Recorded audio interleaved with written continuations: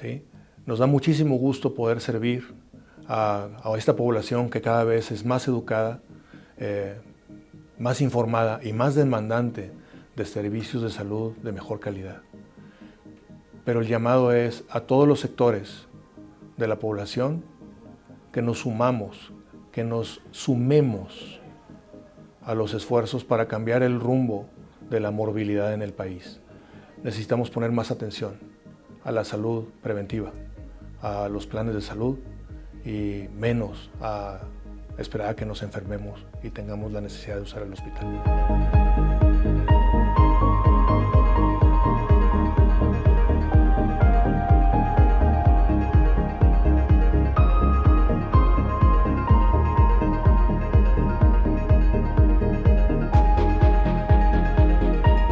Bienvenidos a C-Level. Hoy tenemos el gusto de tener aquí en Publimetro México al doctor Horacio Garza, sí, director general de Christus Muguerza. Sí, señor, del Sistema de Salud Christus Muguerza. Muchas gracias. Doctor. Muy complacido de estar aquí contigo, Octavio. Gracias. Queremos platicar un poco, doctor, en esta primera etapa de nuestra conversación. ¿Cuál ha sido, de alguna manera, su trayectoria? Sé que llegó a los médico cirujano. Exacto. Y también entró a la institución en el 2003, por ahí así. Y a partir del 2012 está como director general. Sí, señor. ¿Cuál fue el recorrido desde que salió de la facultad, doctor, para llegar acá? Sí, yo obviamente soy médico, hice especialidad en cirugía. En aquel entonces la especialidad se llamaba cirugía general y vascular. Luego posteriormente tuve que regresar al entrenamiento porque apareció la técnica de invasión mínima conocida como cirugía laparoscópica. Entonces vine a México, al Hospital G.A. González, a reentrenarme en esas técnicas y me dediqué a dos cosas fundamentalmente, a la medicina privada, a ejercer mi profesión y a enseñar cirugía, porque fui nombrado profesor de cirugía en posgrado para los médicos que están en especialidad de cirugía por la Universidad de Monterrey. Eso fue la primera parte de mi trayectoria profesional. En el 2003 fui invitado a unirme a la administración del Grupo Christus Muguerza como director médico del Hospital Insignia de Monterrey. Acepté la oportunidad y me empecé a desarrollar en la combinación que es la gestión médica hospitalaria, ¿sí? Y la gestión administrativa que tenía que ver con la parte clínica. Y me desarrollé en esa posición, estuve desempeñándome en esa posición del 2003 al último día del 2007, porque durante el 2007 me invitaron a que me uniera 100% a la administración como director de uno de los hospitales en Monterrey. Para entonces, yo ya me había tenido que regresar a la universidad a aprender habilidades gerenciales, contabilidad administrativa, finanzas para no financieros y programas de alta dirección. En el 2008, entonces, el primer día del 2008 empecé como director de hospital y estuve desempeñándome como director de hospital 3 años. Posteriormente, terminé mi maestría en administración con especialidad en salud, en hospitales y sistemas de salud, y fui invitado a tomar la región Monterrey, que en aquel entonces ya eran 3 hospitales, una división de servicios clínicos no hospitalarios y toda la parte comercial de la región Monterrey. Estuve ocupando esa posición por 1 año y luego vino la invitación a concursar por la posición de dirección general. Ese proceso tomó lugar en la segunda mitad del 2011. En noviembre me dieron el nombramiento, pero para iniciar como director general el primer día de enero del 2012. De tal manera que a esta fecha estoy en mi 12º año como director general o CEO. Acuérdense que somos parte de una empresa norteamericana. Yo soy un director regional de Christus Health y yo soy responsable de las operaciones en México, en todo el territorio mexicano. Okay. Ese es un repaso rápido de mi trayectoria y mi evolución, ¿no? Una trayectoria interesante, doctor. Tal vez aquí la pregunta vendría, ¿cómo hace uno el cambio bajo unos estudios médicos para pasar de, pues, digamos, de lo que es la medicina a controlar y administrar pues, una empresa de esta magnitud, que ya platicaremos más adelante el tamaño de Christus Hamburguesa acá en México, ¿no? Pero ese cambio, digamos, de pensamiento, de paradigma, para poder pues dejar por alguna manera los instrumentos, estetoscopio, bisturí, y pasar a temas fiscales, contables, administrativos. ¿Cómo se logra esa transición? Bien, es por un llamado a la acción, es decir, no ocurre esporádicamente o simplemente porque sí. Hay que hacer que ocurra, ¿no? Los médicos, como bien ahorita lo señalaste, estamos capacitados, entrenados, y nuestro estado mental, nuestro mindset está siempre en el lado clínico junto al paciente y todo lo que está en torno a eso. Sin embargo, desde que inicié en la dirección médica del hospital, empecé a involucrarme cada vez más en las decisiones administrativas, porque en un hospital las decisiones clínicas que no son escuchadas por la administración van a generar problemas mayúsculos. Y las decisiones administrativas que no toman consejo en la parte clínica, que es a lo que se dedican los hospitales, también pueden acarrear más problemas. De tal forma que me fui involucrando cada vez más en conocimiento administrativo, como lo mencioné hace un momento. Me regresé a la universidad a entrenarme en habilidades gerenciales, entre otras cosas, y seguí una regla que me puse a mí mismo. Yo quería ser el mejor director médico para mis reportes directos, para mis pacientes, para los pacientes del hospital, para los médicos que servían en el hospital, para los dueños, para el consejo de administración. Y no era para ponerme una corona de laurel, es porque la convicción es siempre entregar lo mejor de uno mismo. Pero para poder ser el mejor director médico, tenía que entender muchas cosas que como médico no entiendes. Entonces apliqué una regla. Como médico que quieres verdaderamente transicionar al mundo del liderazgo administrativo, tienes que ir a donde tú voluntariamente nunca hubieras escogido ir. Y me refiero a administración, finanzas, contabilidad administrativa, temas legales, gestión de capital humano, TI, entre otras materias. Entonces, tienes que ir a donde voluntariamente nunca hubieras ido, ¿no? Y como no soy entrenado y no me formé en esas materias, tengo que poner una atención mayúscula a esos temas, y te puedo decir, me he hecho competente, a fuerza de estarme forzando a mí mismo a ir otra vez a donde yo, por voluntad propia, nunca hubiera ido. Porque los médicos tendemos mucho a otras habilidades, al relacionamiento con la gente, a las relaciones públicas, a la calidad, a la gestión de seguridad hospitalaria, etc. Entonces, de esa manera me fui llevando yo, en cada paso de mi transición, yo decía, ¿cómo hago para ser el mejor en esta nueva etapa de mi vida profesional? Y nuevamente, no era para que me colgara medallas, era porque lo que se espera de un líder es que seas el mejor. Y esa visión la tienes que llevar día a día, constantemente.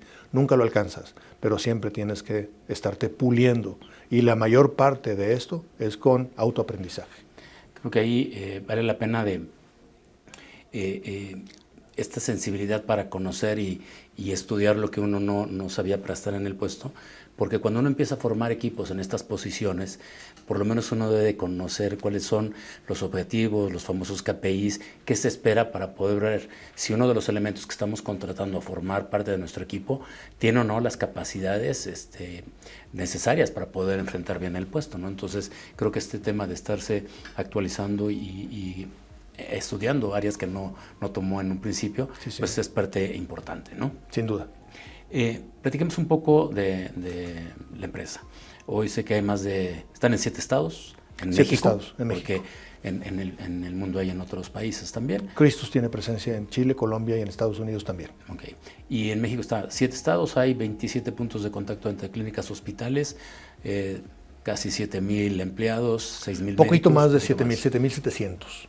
Platícanos un poco, doctor, de la estructura, alcances que tiene Christus. Sí, iniciamos como una oferta hospitalaria, es decir, allá por el 1934 con la apertura del primer hospital, que es nuestro hospital insignia, y me muevo rápidamente en la historia y ya a partir de la fusión con Christus empezamos a tener una visión mucho más amplia para generar más vías de acceso a que los pacientes estuvieran con nosotros para tocar sus vidas y mejorar en su estado de salud. De tal manera que empezamos a ampliar el horizonte y, por ejemplo, en el 2005 pusimos un sistema de ambulancias para atención médica prehospitalaria aguda, con gente certificada. Todavía está activo ese sistema de ambulancias y creciendo en otras partes del país. Pusimos centros de atención primaria en las zonas suburbanas, acercándonos a donde está la gente, a los barrios. Todavía hay otros puntos de esos. En Monterrey tenemos 12, en Saltillo tenemos otros 2, en Reynosa uno más que está como centro de medicina industrial en un parque industrial de maquiladoras. Y seguimos avanzando hacia instalaciones de corta estancia, ambulatorias, y de esas tenemos también 2 o 3. Y dije 2 o 3 porque una la acabamos de convertir en un microhospital. Es un concepto norteamericano de hospitales de muy corta estancia, no más de 30 horas, y por eso tenemos nada más entre 5 y 10 camas, nada más, porque es para resolver 60, 70% de la atención, eminentemente quirúrgica, para corta estancia, y hacer este tipo de hospitales de estructuras de costos más ligeras. Podemos irnos a barrios, a zonas suburbanas, para poder acceder a población que tiene menos capacidad económica, pero que puede acceder a servicios de salud con la misma calidad Christus Muguerza que si estuviera en un hospital de 150 camas, ¿no? Entonces, por eso nosotros hablamos de un sistema de salud. En la parte prehospitalaria también tenemos medicina industrial, tenemos enfermerías industriales y medicina ocupacional. Ahorita tenemos presencia casi en 80 industrias. Tenemos enfermerías escolares y universitarias también, de tal manera que esa es la parte en la que nos acercamos de manera prehospitalaria. Es parte de nuestra oferta prehospitalaria para hacer medicina preventiva, educar para la salud en medicina ocupacional, para educar en la salud, para evitar accidentes en la industria, en los puestos de trabajo. Y parte de la medicina prehospitalaria es este sistema de emergencias a través de nuestro propio sistema de ambulancias, que tienen telemetría y otras funcionalidades de alto nivel. Luego viene la medicina hospitalaria, es donde tenemos obviamente 14, la oferta es mayor porque tenemos 14 hospitales en marcha de diferentes tamaños para diferente tipo de población en diferentes ubicaciones. Y luego viene la medicina posthospitalaria, que son los centros de diálisis crónica, los centros de rehabilitación. Somos quizá de los pocos o el único sistema que tiene medicina hiperbárica con centros de heridas crónicas, y es medicina hiperbárica en serio, es decir, para tratar problemas de salud, no para vender rejuvenecimientos, con gente especializada fuera del país en medicina hiperbárica, ¿no? Y esto es una panorámica rápida sobre nuestro sistema de salud. No en todos lados tenemos todo, pero estamos buscando hacerlo así. Que nuestra ubicación en Puebla tenga lo mismo, ya estamos extendiendo la medicina laboral, el sistema de ambulancias allí. Estamos construyendo un centro de atención integral al cáncer, muy grande y con la mejor tecnología. En fin, ese es el espectro de Christus Muguerza, el abanico de servicios. Y nosotros no solamente somos oferta hospitalaria, sino tenemos que ver por resolver los problemas de la población y de las comunidades en las que servimos. Además, tenemos un brazo de responsabilidad social muy grande. Hay que recordar que Christus Muguerza es una empresa que, aunque somos una SAPI de CB, que pudiera ser una empresa con propósito de lucro, no paga dividendos. Es decir, todo lo que se produce, el producto de todos los que trabajamos allí, todo se regresa a la sociedad para crear más fuentes de empleo, mejorar las instalaciones, renovar la tecnología y para el propósito social, es decir, ayudar a la gente que no puede. Doctor, ¿cuántos pacientes atendieron en el año?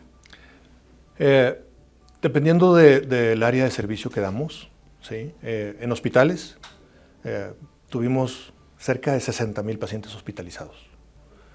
En pacientes que en pacientes que atendemos en el ambiente ambulatorio, la cantidad llegó a 790,000. Esto es en enfermedades industriales, centros de atención primaria, centros de medicina hiperbárica, control de heridas, etc. Más de 270,000 personas fueron atendidas en nuestros centros de emergencia y 37,000 cirugías fueron realizadas en nuestras instalaciones hospitalarias y de centros quirúrgicos de corta estancia. Esto ha llevado, bueno, que hoy Christus esté dentro de las 500 empresas más importantes en México, ¿no? Sí, señor. Por una publicación en este año que resultó. Doctor, cuando hablamos de los sistemas de salud en México, me gustaría hacer una separación para que usted nos explique un poco mejor. Hablamos primero del sistema de salud privado en México. Sí, señor. ¿En qué nivel está a nivel internacional? Ha evolucionado desde el 2004 para acá, y porque ahorita voy a hacer la referencia exacta a la fecha. De 2004 al 2006 empezó a cambiar.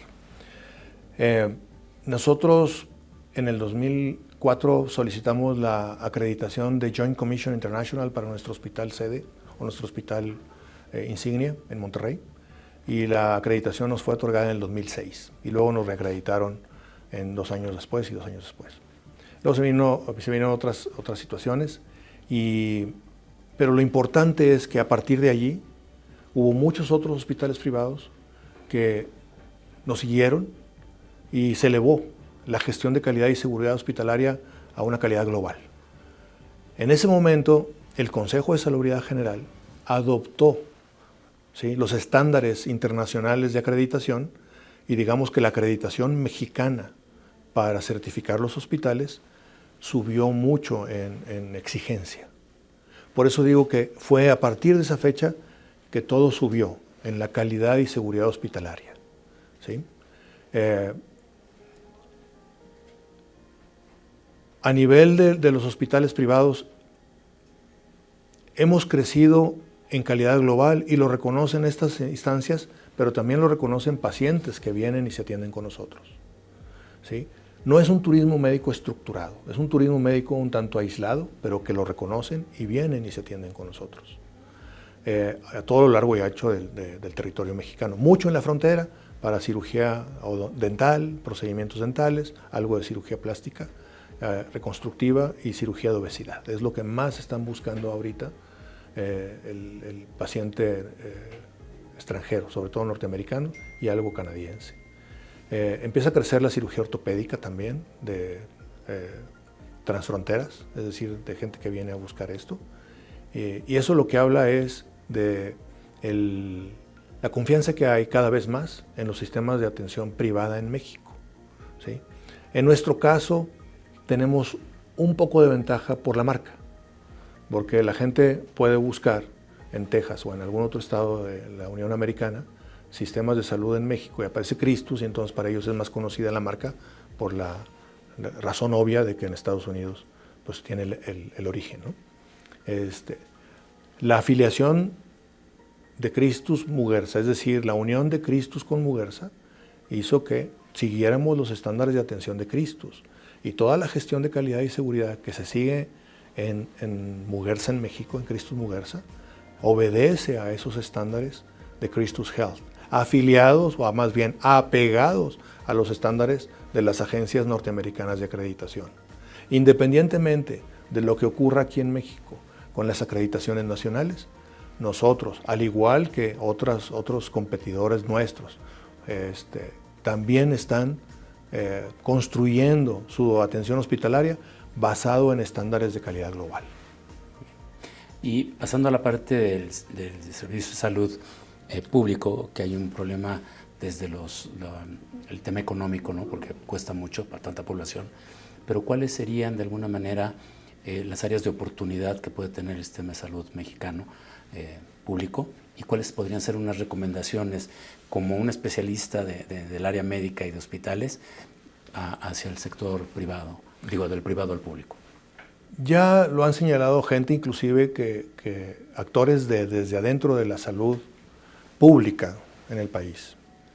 Un problema que se tiene en el sistema de salud público es la fragmentación. Es decir, tenemos en el país sistemas de salud pública basadas en el Instituto Mexicano del Seguro Social, en el ISSSTE, en los ISSSTEs regionales para los burócratas estatales, en la Secretaría de Sedena, en las clínicas y hospitales de petróleos mexicanos. Y no lo digo yo, lo han dicho ellos mismos, que esa fragmentación hace que sean ineficientes o que se vuelva un sistema de salud ineficiente. Ha habido intentos por unificar, pero tiene que partir de la portabilidad de la información clínica y eso exige funcionalidades digitales que todavía no han avanzado en el sector público, ¿no? Entonces el primer problema es esa fragmentación, que repito, es a ojos vistas y ellos mismos lo han confirmado, la gente que está a cargo de la salud pública, o más bien de las instituciones de salud públicas, porque también están los hospitales de las secretarías de salud estatales. Entonces está muy, muy fragmentado. Entonces, ese es básicamente uno de los principales problemas, toda esa fragmentación que existe hoy, porque la verdad es que luego hay médicos muy reconocidos, ¿no?, en el sector público y también algunos hospitales, ¿no?, por como que se quedan en alguna especialidad, pero en el general de la población creo que hay camino todavía por recorrer. Quiero ser muy enfático en un tema. Los hospitales públicos siempre, o no siempre, pero frecuentemente destacan por todo lo malo. Pero lo bueno rebasa con mucho lo malo. Simplemente la cantidad de pacientes a los que atienden diariamente. La cantidad de pacientes a los que atienden diariamente, al mes, al año, es una cantidad ingente, es enorme, ¿sí? Desafortunadamente, pues destaca lo malo, pero hay muchísimo que se hace bien. El problema es que está rebasado. Hay muy buenos médicos, hay una excelente tecnología instalada y los procedimientos terapéuticos que también se hacen en los hospitales públicos son también de calidad global, ¿sí? El problema es la sobresaturación y la fragmentación, ¿sí? Como usuario del sector salud, tanto privado como público, creo que los mexicanos tenemos malos hábitos, no nos cuidamos mucho, no tenemos el tema de la prevención y eso de alguna manera también hace que el tema sea sobreutilizado, ¿no?, en el tema, o a veces temas tan complejos como la automedicación. ¿Cuáles serían las recomendaciones para la gente que nos está viendo en casa? Porque de repente algo nos duele y volteamos a ver si algún miembro de la familia nos puede recetar, medicar o ayudar, ¿no?, dar algún diagnóstico. Pero ¿cuáles serían, yo creo que los principales factores en los que un ciudadano de a pie comete como error contra su salud? Precisamente el primero es el problema de que la cultura de estar sanos, de promover tu misma salud, está muy, muy incipiente. Luego, los sistemas de salud en México, quizá en otras partes del mundo, pero yo voy a hablar por México, y en el medio privado, es que son sistemas reactivos e indemnizatorios. Es cuando ya ocurrió el problema, es cuando ya tienes la hipertensión instalada, ¿sí? Y la parte preventiva viene de la educación para la salud, pero también de que los prestadores generen planes de salud personalizados acorde a cada persona. Es decir, si hacemos los famosos check-ups o estudios de evaluación periódica y resulta que te encuentro ahí con que tu ácido úrico está elevado, ¿sí?, y tus triglicéridos están elevados y tu presión arterial está marginal, ¿sí? En primer lugar es la responsabilidad del paciente de hacer algo con esa información, pero también es que encuentre quien le ayude a desarrollar un plan de salud, ¿sí?, para que esos hallazgos no lleguen a instalarse en un infarto, en un accidente vascular cerebral, en una hipertensión descontrolada o en un síndrome metabólico, por mencionar algunas de las complicaciones que pueden ocurrir cuando estos factores se combinan, ¿sí? Entonces, como país, debemos mover fuertemente, ¿sí?, los planes y los incentivos hacia la parte preventiva, hacia los planes de salud, porque los incentivos están hasta que te enfermes te pago, hasta que te enfermes te doy la incapacidad, ¿sí?, hasta que te enfermes es la pensión definitiva, etc. pero llevamos todos en contra. Y entonces lo que se pudo haber prevenido se convierte en una enfermedad crónica degenerativa y en una carga para el sistema de salud por 30 años o quizá más. ¿Sí me explico? De tal manera que debemos trabajar muy fuerte, ¿sí?, los prestadores del servicio de salud en desarrollar los planes apropiados, los canales para que la gente pueda acceder a esos planes de salud, ¿sí?, y muy fuerte en la educación, en las casas, en las familias, ¿sí?, que luego te parecerá absurdo que invito yo a alguien a que se haga un examen de este tipo, de los conocidos como check-ups, y te dice no, porque me van a encontrar. O sea, no quieren, porque no quieren darse cuenta de que algo anda mal por ahí. Y entonces se van a dar cuenta cuando realmente ya la complicación está encima. Entonces es un sistema de salud reactivo e indemnizatorio. Y doctor, el sector privado de salud, y en este caso, ¿cómo trabaja con las aseguradoras? ¿Qué tanta comunicación, qué tanta transparencia de la aseguradora? Hay veces que se quejan, ¿no?, los usuarios de las aseguradoras en cuanto al pago de ciertos servicios o hospitalizaciones que se llevan a cabo, ¿no? ¿Cómo es esta relación de la institución de salud con las aseguradoras? Empieza por un factor también de una pobreza en la educación para los polisabientes, ¿no? Porque normalmente, a veces como prestación en una empresa, te entregan tu póliza, ¿sí?, te dicen aquí está tu tarjeta y pues que te vaya bien o que nos vaya bien. Y en un año veremos qué pasa. Y muchas veces el usuario, el dueño de la póliza, la toma como una panacea contra todos los males, ¿sí? Es un contrato, tiene sus reglas y hay que conocerlas, ¿sí?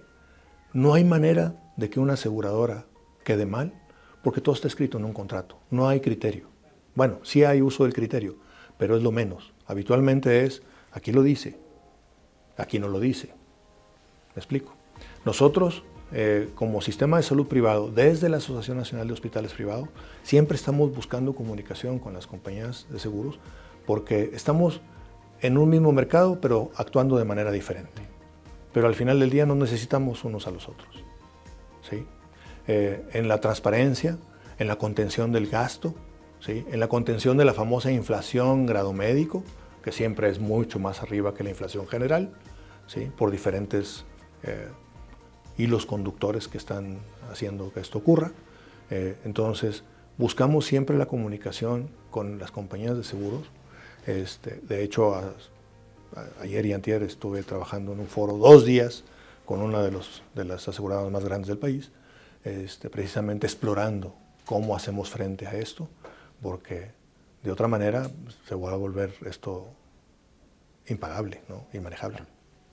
300 especialidades manejan, más de 300 especialidades manejan ustedes, ¿no? Y platicaba también de la fundación. ¿Nos puede platicar un poco más de la fundación? Sí, lleva el nombre de la esposa del fundador, se llama Fundación Adelaida Lafón. Nació en el 2001, después de la fusión con Christus Health. Y actualmente opera 5 clínicas de atención primaria en Nuevo León, en Tamaulipas, en Nuevo León, en Coahuila y en Chihuahua. Damos atención primaria, educación para la salud, medicina preventiva. Somos un brazo articulador también de las secretarías de salud municipales para esquemas de vacunación, campañas de prevención, etc. El año pasado le dimos servicio a 122,000 pacientes en estas clínicas de esta fundación, con servicios subvencionados, obviamente con subsidios, a veces sin costo, y respondemos porque tenemos que hacer diagnóstico de las comunidades en las que estamos, tenemos que hacer un diagnóstico de la salud pública, del entorno en el que tenemos presencia, para no hacer planes genéricos, sino dirigidos a esa población. Si es una población en la que es más prevalente, por ejemplo, la desnutrición proteica, bueno, pues trabajamos en consecuencia. Si es problema tiroideo en otra población, o si es la hipertensión, o si es la diabetes, lo que tenga que ser, estas clínicas tienen que hacer esos diagnósticos y hacer estos planes para verdaderamente impactar en la salud de esa comunidad. Y son esas 5 clínicas. Y queremos crecer, queremos avanzar a poner otra clínica de estas en Yucatán, otra en Guanajuato, en donde tenemos presencia de hospitales mayores para poder darles el apoyo necesario a estas clínicas. Una gran labor, felicidades por esa parte. Gracias. Y doctor, hacia el futuro, ¿qué sigue? ¿Qué viene en los siguientes años? ¿Más hospitales? ¿Qué viene adelante? Nuestra misión nos llama a la acción, porque nuestra misión es extender el ministerio sanador de Jesucristo. Somos una empresa de fundamento católico, independientemente de que te digo que no hacemos proselitismo, pero nosotros nos guiamos por los principios de la doctrina social y de la fe católica. Nos llama a extender, entonces siempre estamos buscando cómo crecer, y luego como los dueños no toman dividendos, entonces es mucho menos complicado encontrar las maneras de aplicar esos recursos para el crecimiento y para la expansión, ya sea vertical, horizontal, orgánica, inorgánica, como le gustes llamar, ¿no? Entonces, no es nada más es crecer en más instalaciones, sino en mejores servicios, ¿sí? Por ejemplo, instalar un centro de imagenología molecular, es decir, con el PET-CT, la tomografía por emisión de positrones, con todo y su ciclotrón, es decir, el equipo que produce las moléculas con cierto grado de radioactividad para estudios funcionales, sobre todo de cáncer, ¿no? Entonces, ese es un crecimiento orgánico, crecemos en capacidades resolutivas, crecemos en más tecnología para dar mejores servicios, no necesariamente en más edificios. Nunca estamos peleados con la posibilidad de tener más instalaciones. Hace 3 meses abrimos el hospital en León y en 6 meses abrimos un hospital en un municipio que está en el poniente de la zona conurbada de Monterrey, un hospital nuevo también de 70 camas. Entonces no estamos peleados con eso, pero también estamos buscando el crecimiento en capacidad resolutiva, en procedimientos, por ejemplo en Puebla, ¿sí? Que estamos construyendo el centro de atención integral al cáncer. ¿Y qué viene más para el futuro? Seguiremos explorando siempre, basándonos, nosotros hacemos un mapeo del territorio nacional, con ciertos criterios para encontrar las zonas, regiones o ciudades que se acercan a nuestro ideal. Medimos desde el PIB de la región, ingresos por familia, capacidad de aseguramiento público, privado, índice de criminalidad, desempleo, etc. Son una serie de factores que medimos, identificamos dónde están esas regiones del país en donde podemos aportar a esas comunidades y actuamos en consecuencia buscando oportunidades en esos lugares.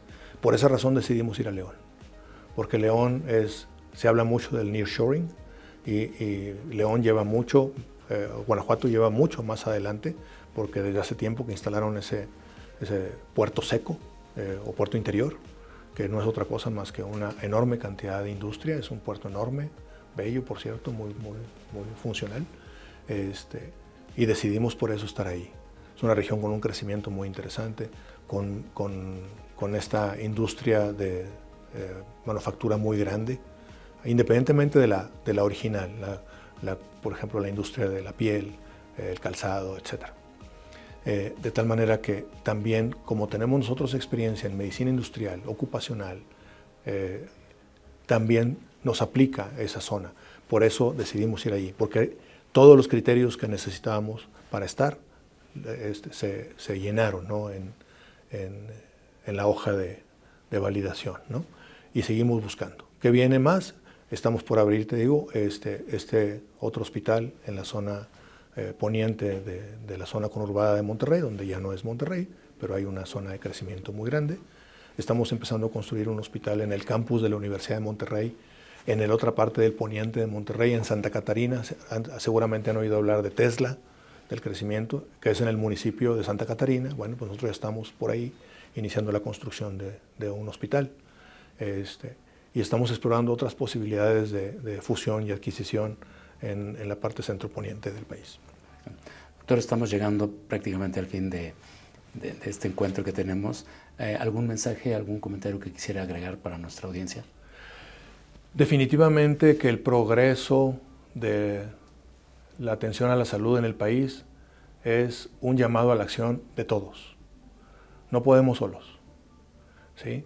Nos da muchísimo gusto poder servir a esta población que cada vez es más educada, más informada y más demandante de servicios de salud de mejor calidad. pero el llamado es a todos los sectores de la población que nos sumamos, que nos sumemos a los esfuerzos para cambiar el rumbo de la morbilidad en el país. Necesitamos poner más atención a la salud preventiva, a los planes de salud y menos a esperar a que nos enfermemos y tengamos la necesidad de usar el hospital. Gracias. Doctor Horacio Garza, muchísimas gracias. Al contrario, es un placer. Por su visita.